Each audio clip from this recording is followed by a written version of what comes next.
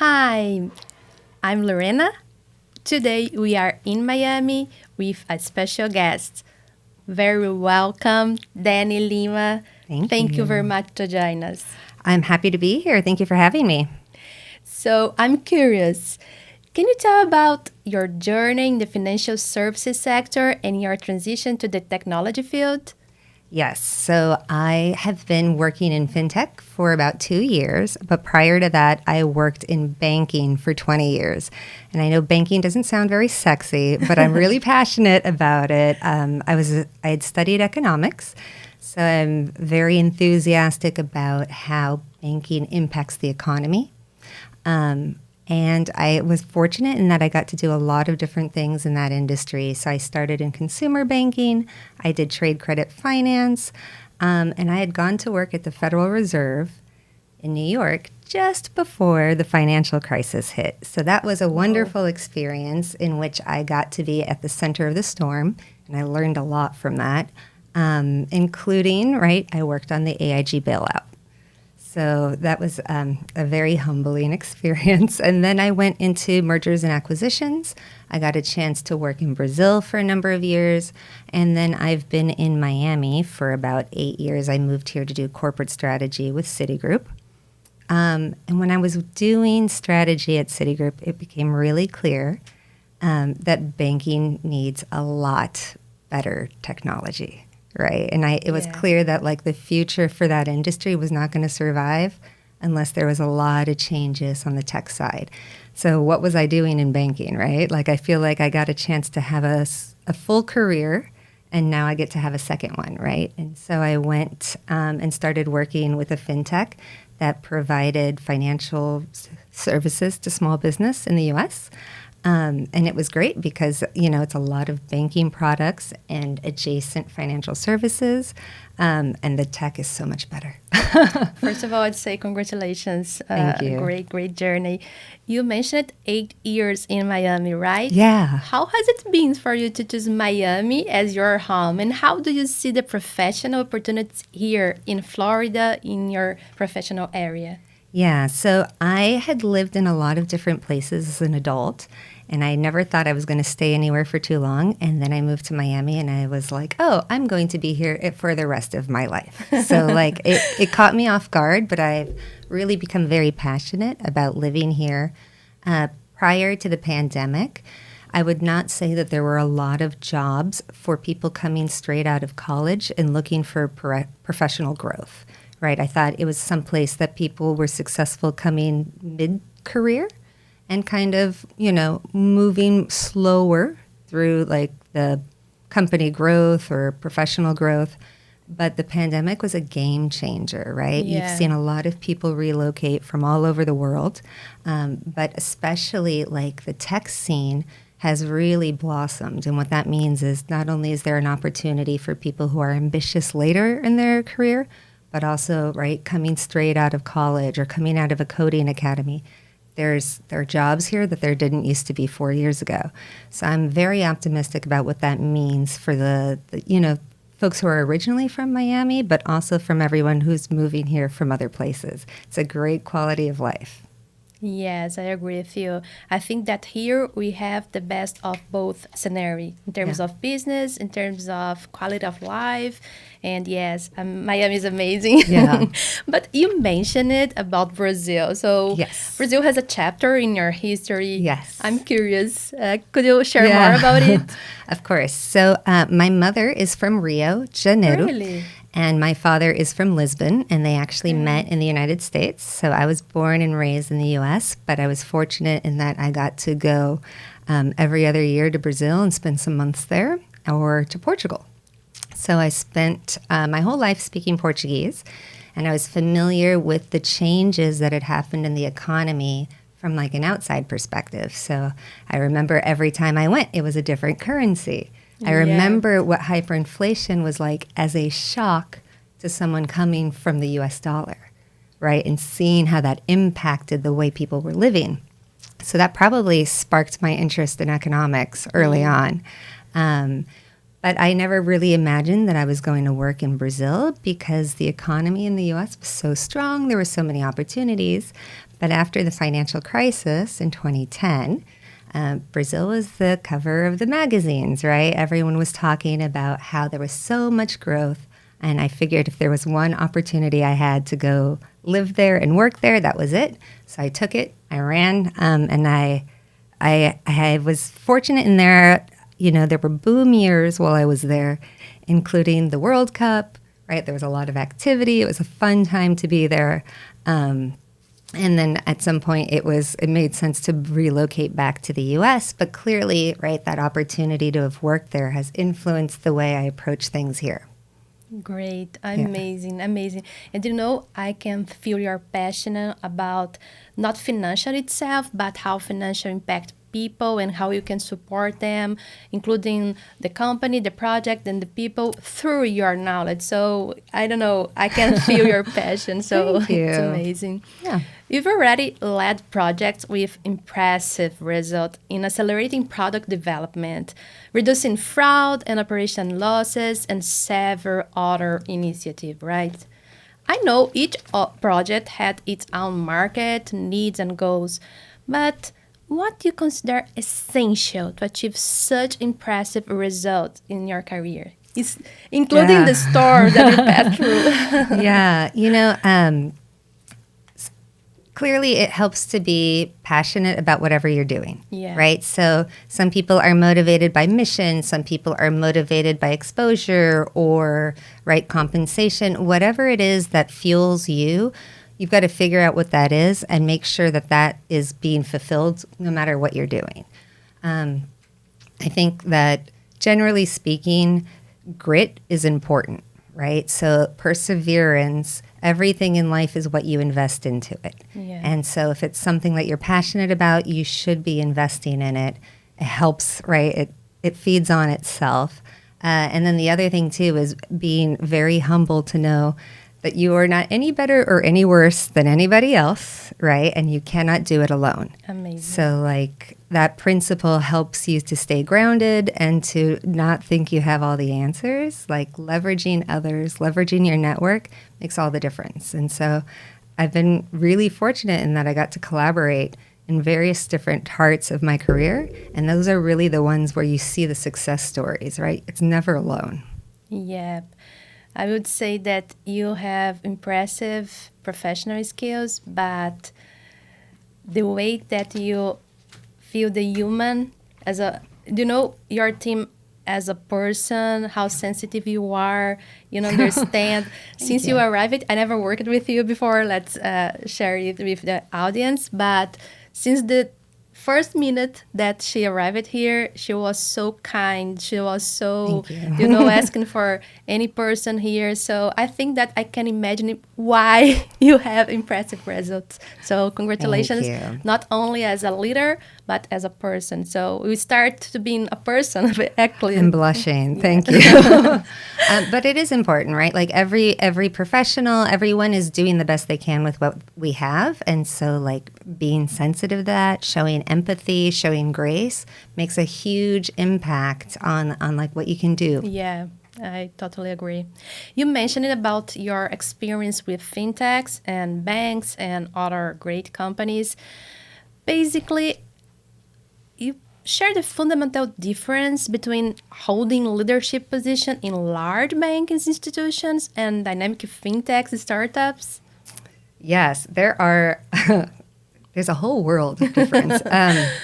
But some of the Is it possible be huge and still the soul of startup? Yeah, no, I mean, no matter what you're doing, they're paying you for a reason. So no matter where you are, it's work, right? There's going to be politics. There are going to be things you don't like. There are going to be things that you didn't realize you were signing up to do when you took the job. So like that's normal no matter what company, anywhere in the world. Being a leader in a larger, established institution, it has its benefits and its cons. I think one thing that really marks that is that everyone has a very clear role and a clear domain. And there's a way that things need to be done because that's historically how that company has gotten there. Mm-hmm. And so change is difficult or slow because you need to build the buy-in of so many stakeholders to push things through. And it's never easy, right? It's always on top of the regular work. That's how you push things through, is getting people to really buy into that cause. And so it is much slower, and it really takes a lot of patience and context and collaboration to get people to put in that extra effort to make things, change. At a smaller early stage company, everyone is there because they want to, move fast and break things, right? So like that ambition, that some of the shackles that come with having a certain way of doing things, it's not there, right? Your opportunity is only limited by yourself, right? There's so much you can do. I think being a leader is being able to give people context into understanding that if somebody has a different perspective, there's probably a good reason for it. Taking the time to listen and to understand, forming teams that have diverse backgrounds as opposed to all being the same. Like, oh, we all went to the same college. We're all in the same age group. That doesn't make for like the best results longer term, right? Once you're past that MVP stage, you really will probably benefit more from having a team that's going to challenge one another than agree with one another. And so getting people to accept and actually value that, right? Maybe we want to move fast and break things, but then we want to like make smart mistakes, right? Learn quickly, not repeat them. Those kinds of things, I think, are the cultural differences. But I honestly don't think it's that different, right? It's just the mindset of understanding that it's not all that different. Yes. We have been working with startup for a while, but sometimes I feel that's not a matter of how many employees do you have or how many money do you have, but it's about your culture and mindset. Because sometimes you have huge companies that they have this mindset of agility. We have to move fast. We have to keep lean teams, but everybody here looking at the same direction. On the other hand, sometimes we have startups, hey, we have boundaries here. And so I agree with you that sometimes it's not a matter of company size, but mindset. So yeah, absolutely. You mentioned about the fintechs, and how do you see the role of fintech companies in shaping the future of financial services? Yeah, so in the 90s, the US banks all decided, like the big banks, to call themselves tech companies. And if you think about how much headcount at any large financial institution actually works in tech, it makes sense. From their viewpoint, right, tech is so fundamental to like the banking business, to financial services, like it is the core of what they do. They cannot serve a customer without it. However, they don't act like tech companies, right? So like when you work in the tech sector, they are like the antithesis of what you expect, right? And so really, tech is going to be fundamental for both disrupting financial services and helping financial services to adapt and continue to add value to those customers, right? Banking is not a new concept. It's been around for millennia, right? Like people have been lending money for thousands of years. It is not novel, so it's not going to go away. But the way we interact, it's completely dominated by tech. And so especially where we are in technology as an industry as a whole, old tech isn't acceptable, right? Like it doesn't. Absolutely. When companies like Uber and Amazon are setting standards of being able to track everything in real-time basis, having something take 3 days is just not acceptable. And changing an entire industry to get to that standard isn't cheap and isn't easy. So, tech is going to be fundamental. I think the concept for banks that fintechs are both their competitors and their partners is an interesting concept. I love it. Yeah. I love it. What are some of the biggest challenges you faced in your career, and how did you overcome them? Yeah. I have been fortunate in that, like, I got to work on lots of different things. Definitely, I like to collaborate, right? So I enjoy a challenge. I like troubleshooting. I like working around constraints and being able to get things done anyway. But definitely, it doesn't come from working alone. So I try very much to respect and engage everyone from what they can add value with, and give them enough context to do their jobs effectively, regardless of whether they're my peer or my boss or my subordinate. Like, it's just important for people to be able to have what they need to do their jobs well. Specifically, though, I think probably the biggest challenge I've had over my career as a whole has been being a woman, and that's the same for financial services as it is for technology. I don't think I've ever experienced what I would call like overt sexism, right? Like, I don't see anyone targeting me or treating me specifically differently. But what I do notice is when I talk to peers or when I talk to folks and it's time for promotions, they value people who remind them of themselves, right? We always want what's familiar. It's easier, right? But like, tech has come to disrupt, right? And so the concept of really finding things that push you outside of your comfort zone, that's where you get to be the best at what you are, and getting the workplace as a whole to understand that, like, hey, having somebody who's just like you is probably not going to make you better, right? Like, trying to find someone who's diverse. So, like, I'm lucky because I've had bosses in the past who took a chance on me, even though I was different or my background was different. I mean, I moved into FinTech, right, with very large banking experience. You could say, like, oh, she's not going to be able to adapt. She's too corporate. Someone takes a chance and they give you that opportunity. So I think that's really, the biggest challenge for being a woman is how much we think that, oh, we won't be able to do something, or maybe we don't get the opportunity. But I've never necessarily felt something direct. It's all of those little indirect things, the unconscious bias. And so, like, I take every opportunity I can to remind people of, like, that reality, right? We don't realize how biased we are. Your answer was a gift for all of us. Thank you. Seriously. And the best answer, I think that you already know that as a woman, you are able to achieve anything. And so it's amazing. Your results off the talk, you're talking about it, but you have been delivering great results. So amazing. How do you stay updated, especially in the digital era? No, I gave up. One of the things I try and tell people all the time is to pick your battles. So I am not going to be able to keep up with all of it. I try to be, try to give myself at least a couple hours a week where I'm talking to folks, not about the day-to-day work, right? Because that's when you get a chance to take a step back and put things in perspective.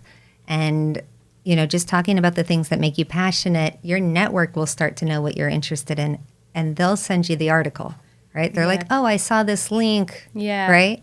So that helps. And then I really like some newsletters, right? So I love, there's a FinTech newsletter I follow.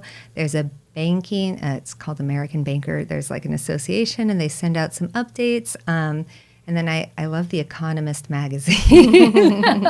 So just a couple of little, like, traditional things, and then leveraging that network. Great. What emerging technologies are you most excited about, and why? So most generally, I think it's very cliche, but I am really excited about ChatGPT. The second I heard about it, like, someone encouraged me to try it, and now I use it for everything. So, like, on a personal basis, what it's helped me not procrastinate, because sometimes the hardest thing is just getting started, right? And if ChatGPT can help me get started, then I'm able to, like, save a lot of time. It doesn't seem so daunting, and then I can work off of that.